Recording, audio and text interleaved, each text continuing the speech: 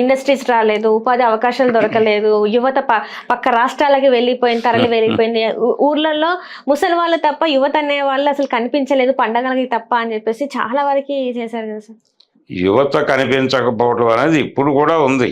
ఇప్పుడు కూడా మెజారిటీ ఆంధ్రప్రదేశ్ యువత డిగ్రీ కంప్లీట్ అయిపోయిన మరుక్షణం హైదరాబాద్ రావటమే జరుగుతోంది.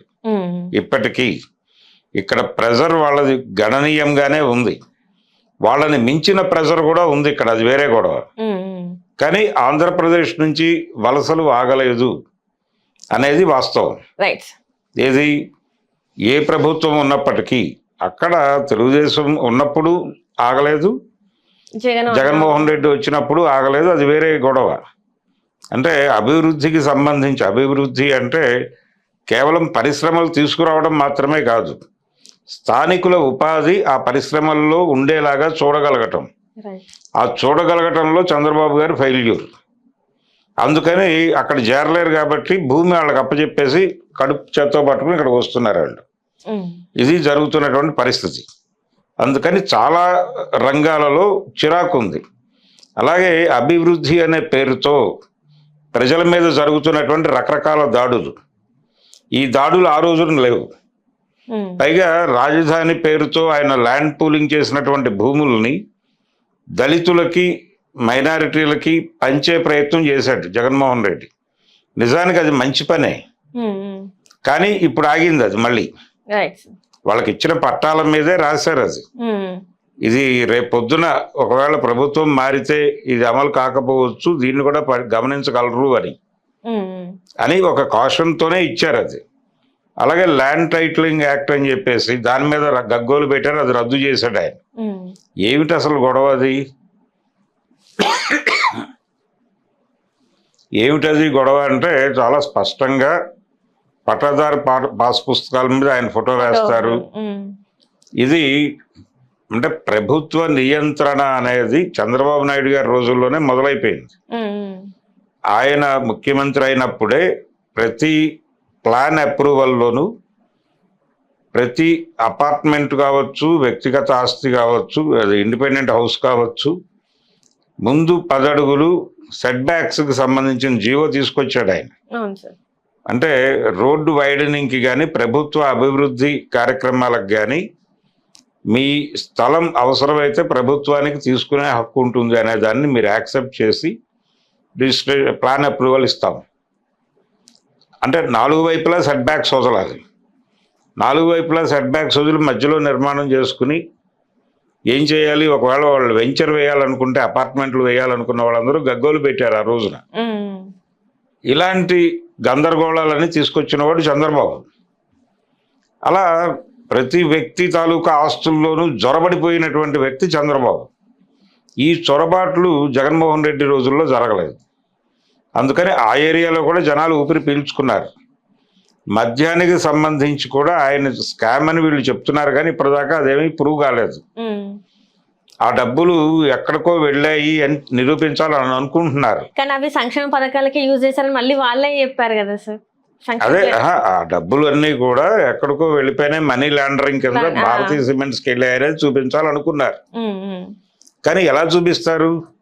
ఇప్పుడు ఆ లిక్కర్ పంపిణీ చేసినటువంటి సంస్థలు ఎవరివైనా కావచ్చు, పోనీ జగన్మోహన్ రెడ్డి కంపెనీలే అనుకుందాం, కానీ ఆ కంపెనీల నుంచి బిల్ రైజ్ అవుతుంది కదా, జిఎస్టీ సెంట్రల్ గవర్నమెంట్ కదా కట్టేది.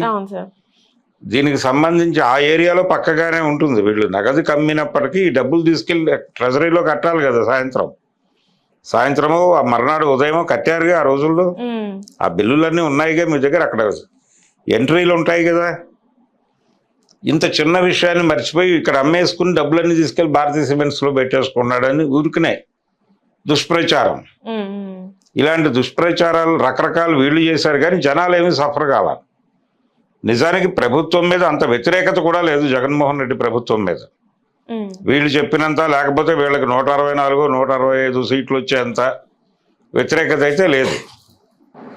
కానీ ఆ వ్యతిరేకత ఉన్నట్టుగా వీళ్ళు ప్రొజెక్ట్ చేశారు.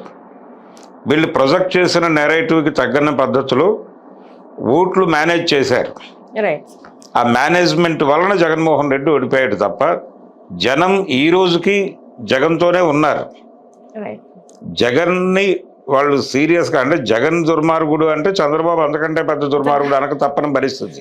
Right right. అందుకని ఇప్పుడు జగన్మోహన్ రెడ్డి బర్త్డే సందర్భంగా సజ్జల రామకృష్ణారెడ్డి గారు మాట్లాడుతూ జనం జగన్తోనే ఉన్నారు అనే మాట వాడాడు ఆయన. సరే ఓకే, బాగానే ఉంది, ఉన్నారు, రైట్. కానీ జగన్మోహన్ రెడ్డి కూడా మారాల్సినటువంటి అవసరం ఉంది. తను ముఖ్యమంత్రిగా ఉన్నా లేదు ప్రతిపక్ష నాయకుడిగా ఉన్నా ప్రజలతో ఎప్పుడు కూడా కనెక్టివిటీలో ఉండాలి. Right right. ప్రజా సమూహాలు ఎప్పుడు ఎవరు కలవాలనుకున్నా ఆయన అందుబాటులో ఉండాలి.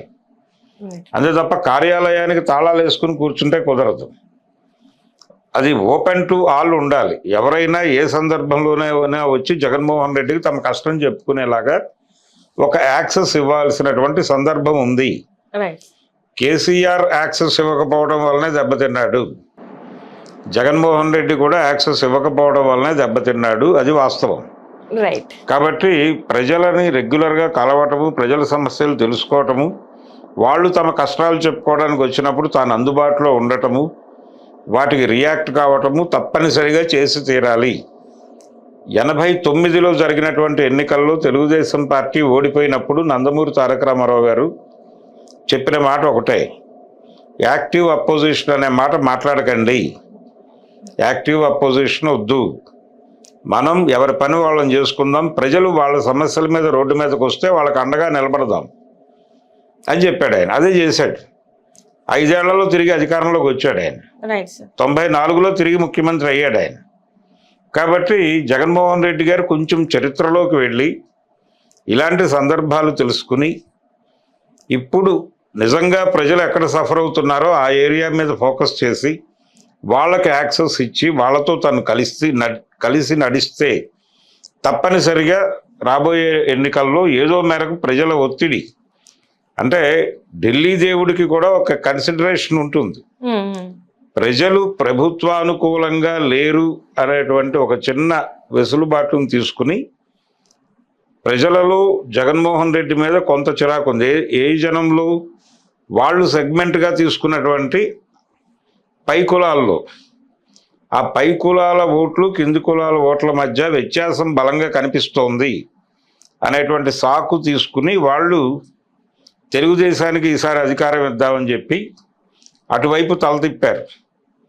కాబట్టి ఈ ఐక్య సంఘటనని సాధించటం కూడా జగన్మోహన్ రెడ్డికి అవసరం. దాన్ని జాగ్రత్తగా డిజైన్ చేసుకోగలిగితే ఢిల్లీ దేవుడు తిరిగి ఆయన వైపు చూడటానికి అవకాశం ఉంది. ఢిల్లీ దేవుడు చంద్రబాబు పట్ల పూర్తి అనుకూలంగా లేడు, ఇప్పుడు అది స్పష్టంగా కనిపిస్తోంది. అందుకని జగన్మోహన్ రెడ్డి ఈ బర్త్డే సందర్భంగా ప్రజలతో కలవటము, అన్ని సమూహాలకి యాక్సెసిబిలిటీ ఇవ్వటము, అందరి కష్టాలు పట్టించుకోవటం, ఇది ఖచ్చితంగా చేయగలిగితే డెఫినెట్గా చంద్రబాబు మీద ఆయనే చెప్పుకున్నాడు 51% వ్యతిరేకత ఉంది మన ప్రభుత్వం మీద అని మన కలెక్టర్ల సమావేశంలో సాక్షాత్తు చంద్రబాబు నాయుడు గారే చెప్పుకున్నాడు. ఈ 51 60కి వెళ్ళటానికి పెద్దగా టైం పట్టదు.